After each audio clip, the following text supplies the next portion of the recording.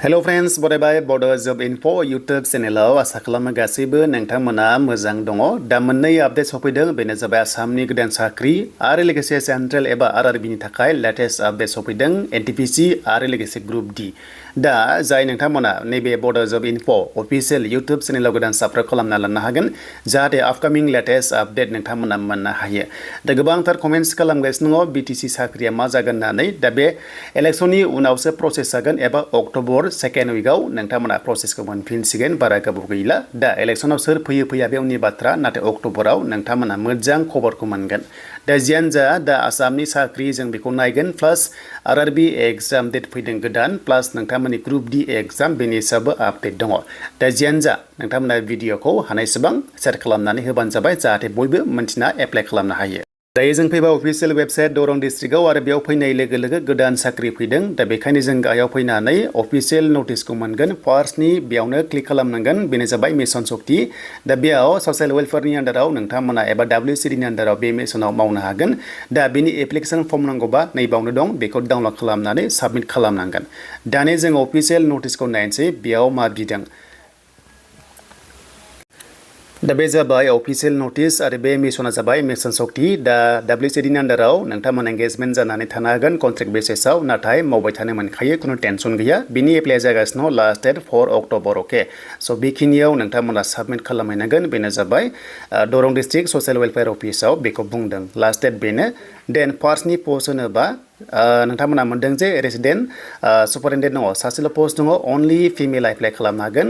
नोंथांमोननि मास्टार्स इन ल' बा ससियेल वर्क बा ससियल'जि बा ससियेल साइन्स खालामनाय जानांगोन। बेनिफ्राय 5 years working experience and 21,000 four month बेयाव होनाय जागोन। दा बेखिनि, दा लकेला बांसिन चान्स मोनगोन होनना बुंदों, नाथाय गासैबो स्टेटना बेयाव एप्लाइ खालामनो हागोन बे साख्रियाव। Then second post office assistant post दङ, बेयाव एनि डिग्रि पास खालामनानै जाय हौवा हिन्जाव नोंथांमोना खालामनो हागोन 17,000 पर मान्थ, नाथाय 3 years वर्किं एक्सपिरियेन्स नोंथांमोना थानाय जानांगोन अफिस लेभेलाव मावनाय। दा बेयाव हौवाफोर हिन्जावफोर खालामनो हागोन। एन्ड बेनिफ्राय माल्टिपार्पास वर्कार दङ बेयाव। दा हिन्जावफ्राल' बेयाव खालामनांगोन, 10 पास खालामनांगोन। बेनिफ्राय 2 years वर्किं एक्सपिरियेन्स बेजों गोरोबनाय होनबानो जागोन आरो। दा बेखौ बुंदों। एन्ड 10,500 पर मान्थ, थ' बेयावबो मोननो हागोन। एन्ड नेक्स्ट पस्ट बेनो जाबाय कुकआव दङ, अनलि हिन्जावफ्राल' खालामनो हागोन, 2 years वर्किं एक्सपिरियेन्स नांगोन बे लेभेलाव, एन्ड 10 पास खालामनांगोन। सेम सेलारि नोंथांमोना मोननो हादों। एन्ड नेक्स्ट बेनो जाबाय सिकिउरिटि गार्ड आरो लोगोसे नाइट गार्ड दङ। दा बेयाव सासेल' पस्ट दं एक्सुवेलि। देन बेनिफ्राय बेयाव 10 पास खालामनांगोन, 2 years वर्किं एक्सपिरियेन्स बेयाव बिनाय दङ। बेखिनिखौ नोंथांमोना जायनोखि क्राइटेरिया गोरोबबाय खालामनांगोन। दा मोनसे बाथ्रा, बे मिशननिफ्राय बाव माखासे माने एक्सपिरियेन्स बिनाय जादों आरो। दा 10 पासनिफ्राय जि डकुमेन्ट्स एक्सट्रा होनोबा आधार कार्ड भटार कार्ड बेखौ नोंथांमोना फर्मेटजों जेरक्स कपि खालामनानै सेल्फ एटेस्ट होनानै हरफानांगोन। दा बिनि लास्ट डेट 4 अक्ट'बर आरो डाइरेक्ट अरेल टेस्ट जागोन, बेयाव खुनु रिटेन एग्जाम गैया, डाइरेक्ट अरेल टेस्ट जागोन दरं डिस्ट्रिक्टआव। अके, देन दानिया एप्लिकेसन फर्मेटखौ जों बहा मोनगोन होनोबा लिंकआ दङ डिसक्रिपसनाव, दहाय खोन्थानाया बेयावनो नोंथांमोना थांनांगोन। दा नेक्स्ट साख्रि सेन्ट्रेलनि बेनो जाबाय RRB, जाय नोंथांमोना NTPC ग्रुप D आरो NTPC ग्रेजुवेट आन्डार ग्रेजुवेट नेबाय दङमोन। दा जेनोखि NTPC फैबाय डिग्रि लेभेलाव, दा मोजां बाथ्रा एग्जाम डेट ओंखारबाय सेकेन्ड स्टेजनि थाखाय। जायफ्रा सेकेन्ड स्टेज एग्जाम होगोन बेनो जाबाय 13 अक्ट'बराव बियो जासिगोन। अके, दा बेखायनो स्टेज 1 पास जानायफोरा नोंथांमोना मोजां सानसै। आरो बेयाव बेसेबां काट अफ थांदोंमोन जों बेखौबो नायगोन, काट अफआ एसेबां हाइ लेभेल थाङाखै।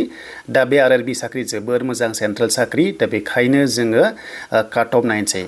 NTPC आव जायफ्रानोखि ग्रेजुवेट लेभेलाव होदोंमोन आरो लोगोसे ग्रुप D होनोबा 17 नभेम्बराव एग्जाम जागोन दे। जेनोखि ग्रुप D नेगासिनो दङ 17 नभेम्बरनिफ्राय एग्जामा नोंथांमोना जागायसिगोन। दानि जों काट अफ नायनोसै डिग्रि लेभेलाव बेसेबां थांदोंमोन। आरो मोनसे बाथ्रा, जेनोखि नोंथांमोना आन्डार ग्रेजुवेट एग्जाम होदोंमोन, एन्सार किस नायनाया दिनै लास्ट डेट, बेखायनो नायना लाखादो जायफ्रानोखि गोसो दङमोन। दा बे जाबाय काट अफ। स' बे काट अफखौ ओरैबायदि होदों, डाइरेक्ट ST लाइनाव बेबायदि होदों आरो एक्सुवेलि बेवहाय बोरै होदों बारा बुजियासै। बाट 70 थांदों फार्स्टनिया, बेनिफ्राय सेकेन्डआ जाबाय 59 एन्ड 61, 58 बेनिफ्राय 60।